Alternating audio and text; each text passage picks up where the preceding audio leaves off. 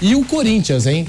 O Corinthians, 2 derrotas, 1 empate, ainda não marcou gols no Campeonato Brasileiro. Situação preocupante dos 20 clubes da Série A do Brasileirão. O Corinthians é o que tem o pior aproveitamento na temporada como um todo. Preocupante a situação do Corinthians, do Antônio Oliveira. Tudo isso e muito mais a partir de agora no Canelada da Jovem Pan. Você participa através das redes sociais, @Jovem Pan Esportes. Estamos ao vivo pela TV Jovem Pan News. Vamos abrir falando do Corinthians. Pois é, mais uma derrota do Timão.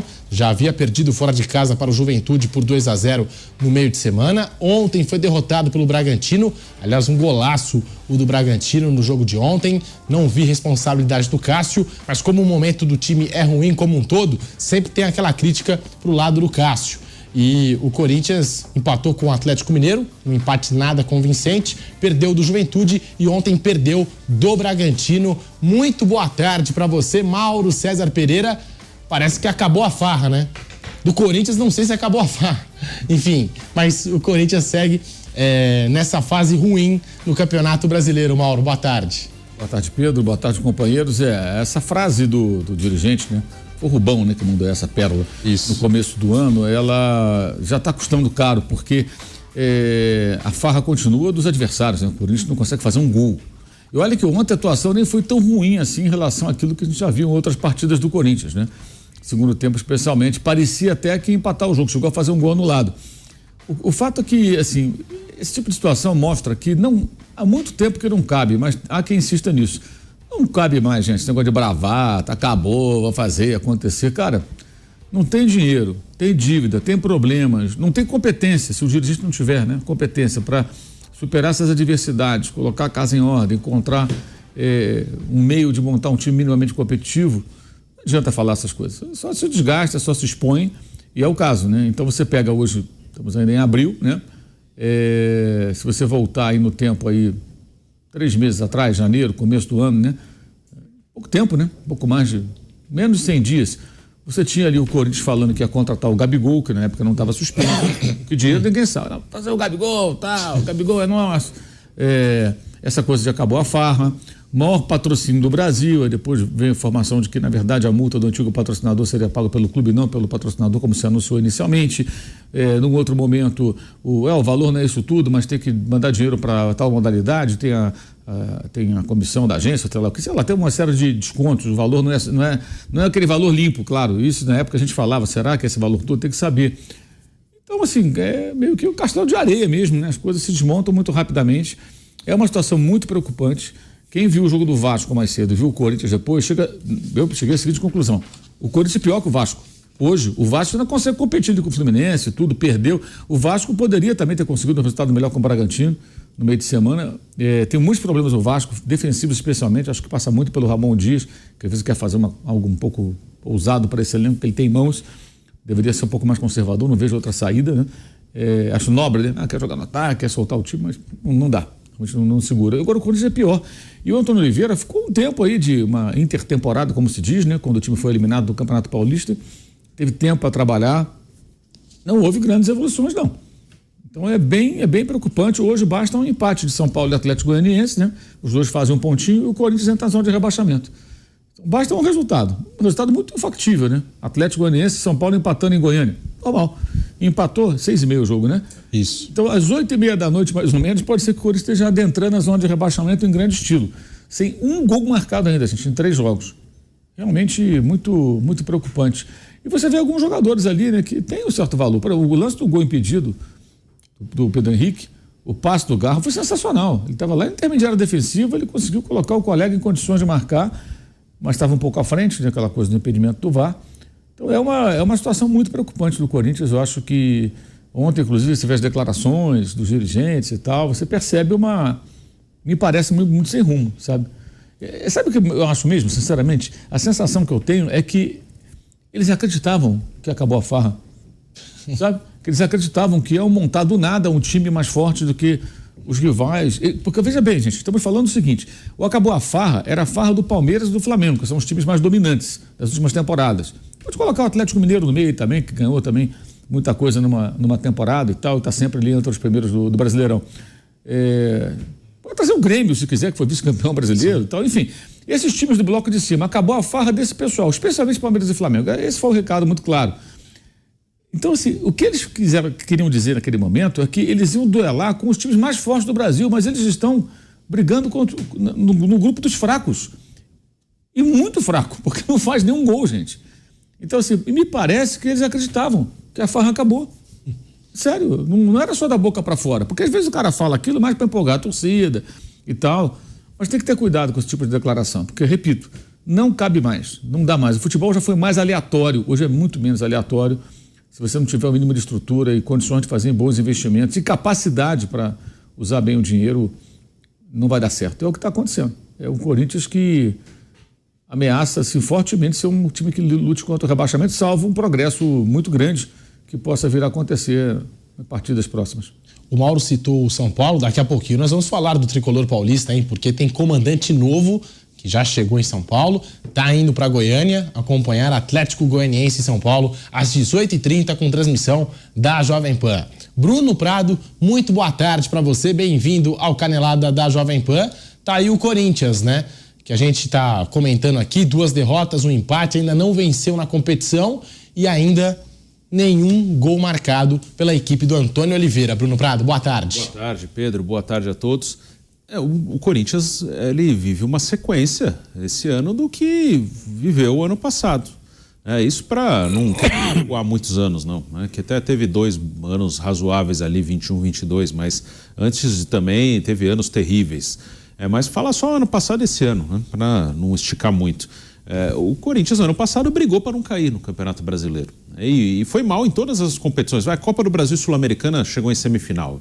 Boa, foi até longe. Copa do Brasil, ok. Nas 3 fases que passou nos pênaltis, mas faz parte. A competição é assim, chegou numa semifinal. Beleza, mata-mata.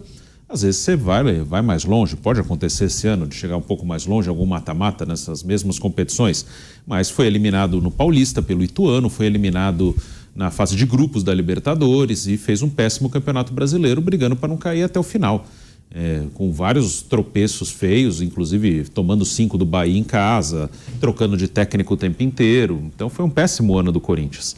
E esse ano não mudou muita coisa, né? Em relação a resultado, até o Paulista foi até pior, né? Que o time não passou nem na primeira fase, ficou em último lugar no grupo. Começa mal o brasileiro, não fez gol ainda em 3 rodadas.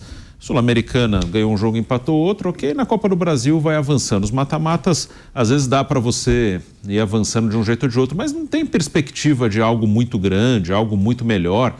Ok, trocou a diretoria, trocou o treinador, o elenco também mudou bastante, mas não tem nada, eu já falo isso há algum tempo aqui, não tem nada que indique que o elenco desse ano é melhor que do ano passado. Trocou alguns jogadores mais velhos por alguns jogadores mais jovens, mas assim, nada, não tem nenhum reforço. Tem bons jogadores, o Garro, que o Mauro citou aqui, deu uma bela bola para o Pedro Henrique, acho um bom jogador, sim.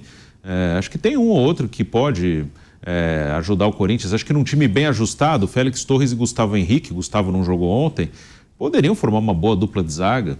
Enfim, não é essa a questão, é que o Corinthians há um bom tempo, ele tem problemas financeiros, ele vai trocando jogador, porque muitos não ficam porque o Corinthians não consegue manter, como o Roger Guedes, ano passado, por exemplo, no meio de uma semifinal, ele foi embora, porque o contrato permitia isso, o Corinthians não tinha grana para manter esse jogador, e quando trouxe já teve que trazer uma condição muito especial, uma condição muito boa para o jogador sair quando ele achasse que deveria, troca de técnico o tempo inteiro, e a diretoria que assumiu, o Mauro levanta essa hipótese, de que talvez eles acreditassem mesmo que de uma hora para outra eles conseguiriam mudar tudo.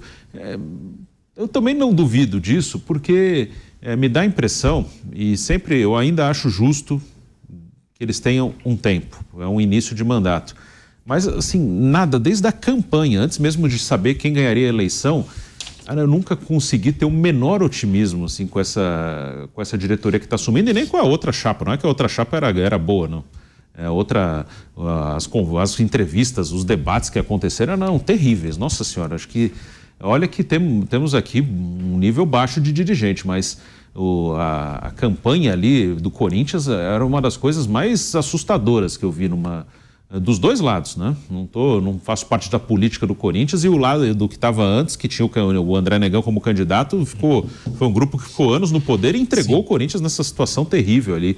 Isso também, essa diretoria tem como, assim, uma coisa para amenizar. Eles já pegaram numa situação difícil. Mas eu acho que realmente eles achavam que o Corinthians é gigante, rapidamente a gente vai conseguir, e o futebol é muito profissional. Me dá a impressão assim que é um grupo, e todos eles ali, eles já frequentavam o Corinthians, não tem ninguém ali que é desconhecido do clube. O Augusto Melo, o Rubão, o Romeu Tuma Júnior, que é o presidente do conselho, todos eles já frequentavam o Corinthians, alguns já foram candidatos a presidente, mas me dá a impressão de que eram pessoas que dificilmente chegariam ao poder se não fosse o caos.